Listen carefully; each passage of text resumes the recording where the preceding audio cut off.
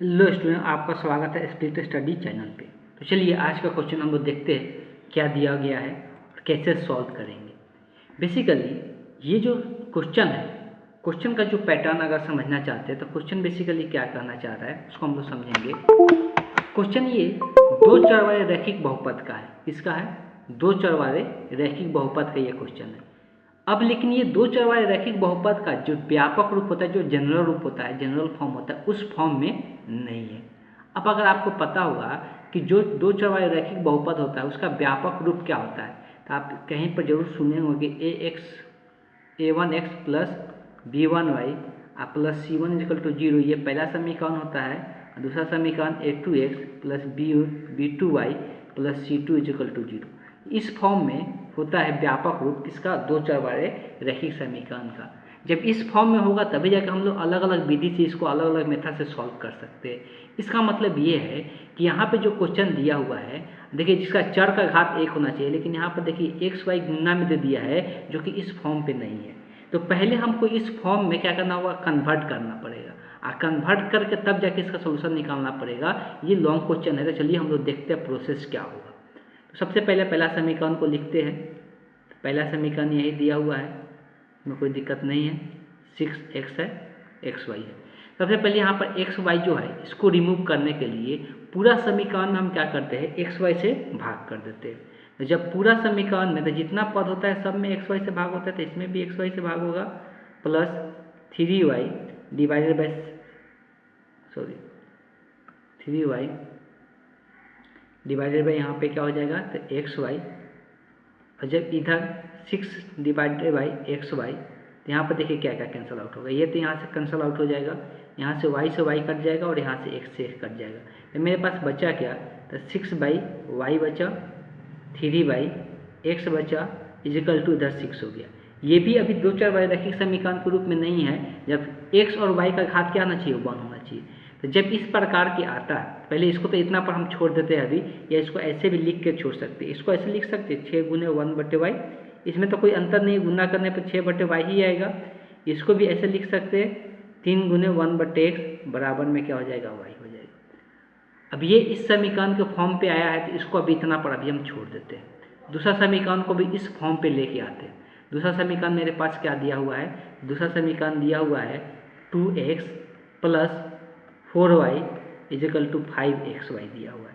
फिर से xy को हटाने के लिए पूरा समीकरण में xy से क्या कर दे? भाग कर दे। पूरा समीकरण में xy से भाग कर दे, तो यहाँ से क्या निकल के आ जाएगा? 2x divided by xy plus 4y divided by xy, इधर क्या हो जाएगा? था 5xy divided by xy। Clear है? अब यहाँ से कैंसल आउट होने वाला कैंसल आउट कर देते हैं। xy से xy कट जाएगा, यहाँ से y कट जाएगा और यहाँ से x कट जाएगा। तो फिर से वही ये पैटर्न दिख रहा है आपको। इसको 2 गुने 1/y लिख सकते हैं, इसको 4 गुने 1/x लिख सकते हैं, बराबर इधर क्या बच गया? 5। अब ये दोनों समीकरण को अगर अब ध्यान से देखेंगे तो देखिए इसमें भी 1/y आया है, इसमें भी 1/y है, इसमें भी 1/x है, इसमें भी 1/x है। तो इसको क्या करते हैं? एक दूसरे चर से क्या करते हैं? इंडिकेट कर देते हैं, दूसरे चर में इसको कन्वर्ट कर देते हैं, जिससे समीकरण किस में बदल जाए? दो चर वाले रैखिक समीकरण में बदल जाए। तो हम यहाँ पे क्या करेंगे? लेट करेंगे, मानेंगे। तो क्या मानेंगे यहाँ पे? इस बात को ध्यान देना है। तो हम यहाँ पर मान लेते हैं, माना कि 1/x को u मान लेते हैं तथा 1/y को भी मान लेते हैं। इससे मानने से क्या होगा कि ये जो चर होगा वो दो चर वाले रैखिक समीकरण के रूप में रैखिक समीकरण में कन्वर्ट हो जाएगा। तो अब इस समीकरण को देखा जाए तो यहाँ से क्या चेंज हो जाएगा? 6 1/y, तो 1/y को क्या मान रहे हैं? v, तो 6v हो जाएगा। प्लस 3 1/x को u माने 3u हो जाएगा, बराबर में क्या हो गया? 6 हो गया। क्लियर है? अब इसको समीकरण 1 कर देते हैं, या कोई कटने वाला है तो कैंसल आउट कर लेते हैं। यहाँ पर दिख रहा है कि ये कटेगा, साफ साफ दिख रहा है कि ये 3 से पूरा समीकरण क्या होगा? डिवाइड होगा। 3 से कैंसल आउट होगा, तो 3 से डिवाइड कर देते हैं। जब 3 से भाग करेंगे 3 दूना का 6, ये 2v हो जाएगा। 3 से भाग होगा तो यहाँ पर u बचेगा, 3 से भाग होगा तो यहाँ पर 2 बचेगा। अब इसको समीकरण 1 मानते हैं। अब इसी प्रकार से समीकरण 2 बनाएंगे इसको लेकर, इसको आप याद कर लीजिए। तो इसको लेकर हम लोग समीकरण 2 बनाएंगे। तो चलिए इस समीकरण को हम लोग चेंज करते हैं।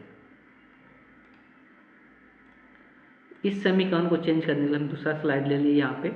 अब यहाँ पे चेंज करने के लिए मेरे पास क्या था, यहाँ पे ध्यान दीजिए, फिर से एक बार लिख देते हैं समीकरण को। यहाँ पे दिया हुआ था 1 2 1/y प्लस 4 गुने 1/x इजिकल टू 5 था। इसमें 1/y को क्या माने, v माने हैं, तो यहाँ पर क्या हो जाएगा 2v। इसको हम u माने तो 4u हो जाएगा, बराबर में 5 हो जाएगा। तब इसको समीकरण 2 मानेंगे।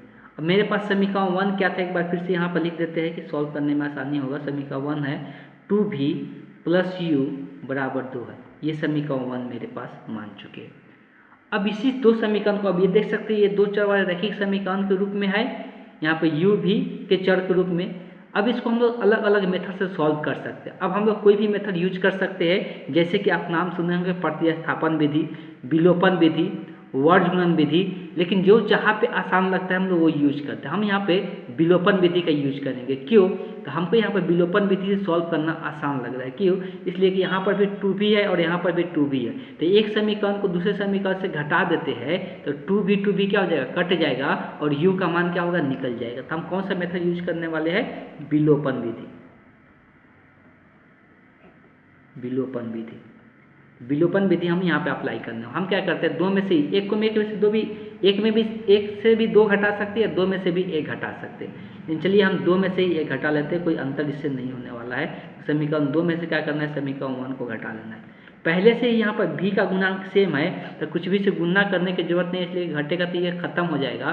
तो चलिए घटा लेते थे, यहाँ पर 2v प्लस 4u बराबर में क्या है, 5 है। क्लियर है।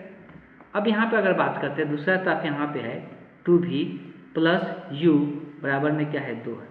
घटाने जा रहे तो घटाने का नियम आपको जरूर पता होगा, प्लस होता है तो सब जगह यहाँ पर साइन क्या हो जाएगा, माइनस का। अब घटेगा तो ये तो प्लस और माइनस कट जाएगा, और 4u में से एक u घट जाएगा तो कितना बचेगा, तो 4u में से एक u घटेगा तो 3u बचेगा। अब बराबर इधर आते हैं तो 5 में से अगर 2 घट जाता है, 5 में से अगर 2 घट जाएगा तो क्या बचेगा, 3 बचेगा। हमको u का मान निकालना है, तो 3 इधर गुणा में इधर जाएगा तो भाग में, और 3 से 3 एक मरतबे कट जाएगा, u का मान आ गया 1। लेकिन बेसिकली हमको u का तो मान नहीं निकालना है ना, समीकरण में क्या दिया हुआ था, x y का मान। तो x हम u किसको माने हैं, तो u माने 1/x को, तो इसको लिख सकते हैं 1/x इजिकल टू 1। हमको पता है किसी भी संख्या के नीचे 1 लिखा जा सकता है, और जब हमको x का मान निकालना है तो दोनों तरफ इसको क्या करना पड़ेगा, पलटना पड़ेगा।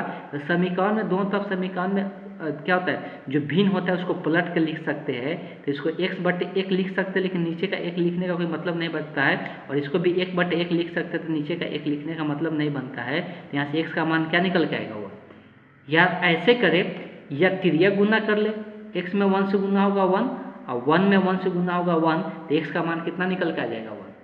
अब हमको क्या निकालना है, तो अभ्यास है कि अब हमको जो निकालना है वो निकालना है v का मान। v निकलेगा तभी जाके y निकलेगा। तो हम क्या कर सकते हैं, u का मान जो 1 निकला हुआ है, u का मान आप 1 जो देख रहे हैं, तो u का मान 1 किसी भी एक समीकरण में रख देते हैं, या तो 1 में या 2 में, जिसमें आसान लगे उसमें रखते हैं। हमको आसान लग रहा है 1 में रखना, तो u का मान क्या करेंगे, 1 में रख देंगे। तो लिखेंगे u का मान समीकरण 1 में रखने पर, क्लियर है। समीकरण 1 में रखेंगे 2v प्लस u का मान है 1 बराबर 2। हमको v का मान सॉल्व करना है, इधर 1 प्लस में इधर जाएगा तो माइनस में, तो आपको दिख गया होगा 2v बराबर कितना बचेगा, यहाँ पर 2 में से 1 घटेगा 1, और 2 इधर क्या है, गुना में इधर जाएगा तो भाग में, तो 1/2 हो गया। चलिए अब यहाँ पे थोड़ा सा जो बचा हुआ हिस्सा है यहाँ पे लिख देते हैं। तो v का मान मेरे पास कितना आ गया, 1/2 हो गया। अब हमको निकालना क्या है, हमको निकालना है y। अब v किसको माने थे, 1/y को, यहाँ 1/y बराबर क्या आ गया, 1/2 हो गया। अभी थोड़ा देर पहले बताए कि हम समीकरण में दोनों तरफ अंकों को क्या कर सकते हैं, पलट सकते हैं। तो इसको y/1 लिख सकते हैं, लेकिन नीचे का 1 का कोई मतलब नहीं बनता है, तो 1 लिखने की जरूरत नहीं। इसको भी क्या लिखते हैं, 2/1 लिख सकते हैं, लेकिन नीचे का 1 का कोई मतलब नहीं बनता है, तो इतना पर छोड़ देंगे। तो y का मान क्या निकल के आ गया है, y का मान 2 आ गया, और x का मान मेरे पास कितना आ गया, 1 आ गया। तो ये हल पूछा था कि x और y का मान क्या आएगा, तो x का मान मेरे पास 1 आया है और y का मान 2 आ गया। तो ये इस क्वेश्चन का आंसर हो जाएगा। आई थिंक आपको जरूर समझ में आ गया होगा।